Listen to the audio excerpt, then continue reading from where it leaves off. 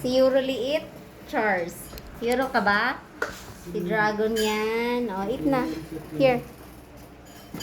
Ayan si Euro. Euro? Si Riley naman. So, tatlong sutil na.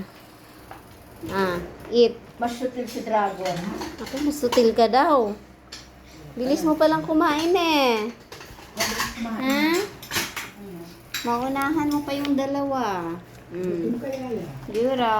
Pagod pa sa biyahe. Riley and Dragon. Tatlo na yung sutil. Si Dragon Dog.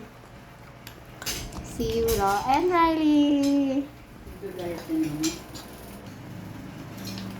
Bilis! Tapos na sila. Lagot ka. Wala, tama na. Here.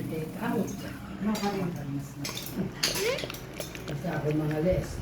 Marunong sa mga les. Ano naman yung kanya? Dragon. Pati yung kainan niya, Dr. Shiba, nahiya naman ako. Ningit ka na naman. Nahiya naman ako.